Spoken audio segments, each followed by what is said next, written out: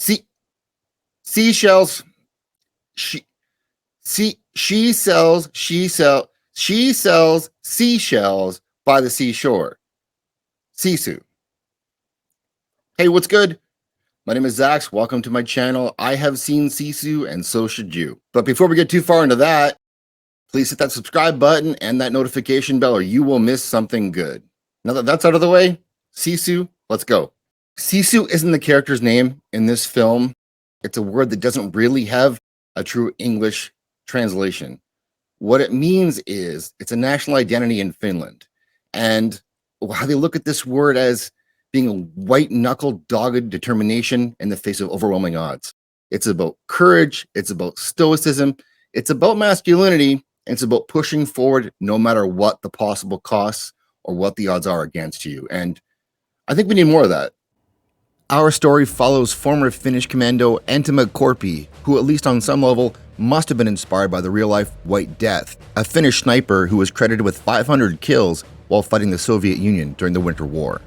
And if you happen to be Finnish and watching this, I want to say thank you for Teemu Selänne, Teppo Numminen, and Patrick Laine. But our story is set in 1944 in the Lapland region of Finland, during the dying days of World War II as the Germans are being pushed north to Norway. The Nazis, who weren't known for their fair play, were following a scorched earth policy on the way out, leaving death and destruction in their wake. Our man Korpi is all by himself, minding his own business and mining for gold. And we get the first sign that luck may be with our hero, as he strikes it incredibly rich. But on the way back, he stumbles across a fleeing Nazi patrol. And the Nazis' fashion sense trumps their sense for self-preservation or common sense, and this sets up the action. And amongst the other spoils, the Germans are taking with them a truckload of ladies who are used and abused throughout the trip.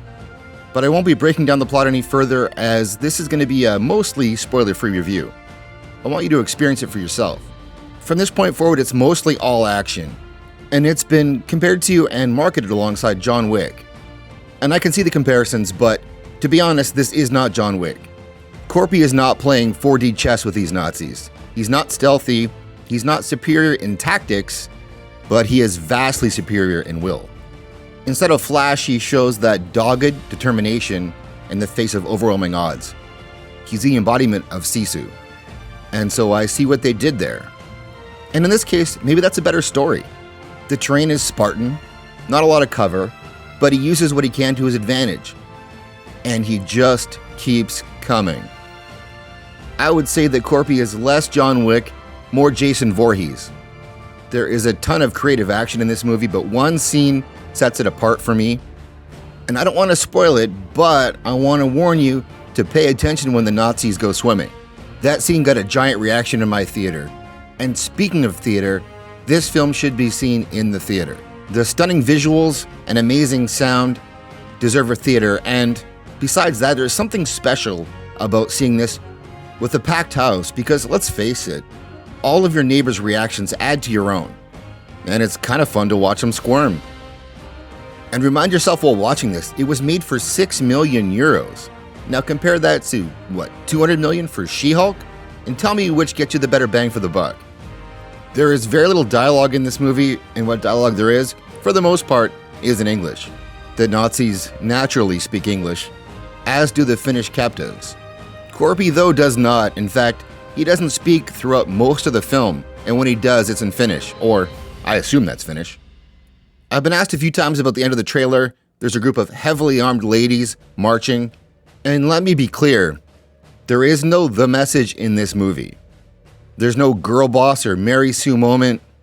After the amount of suffering those women go through and are implied to have gone through, if you're not cheering for them to get some payback, well, you might be a Nazi. There's nothing taken away from our main hero in this, and if anything, the ladies and Korpi complement each other.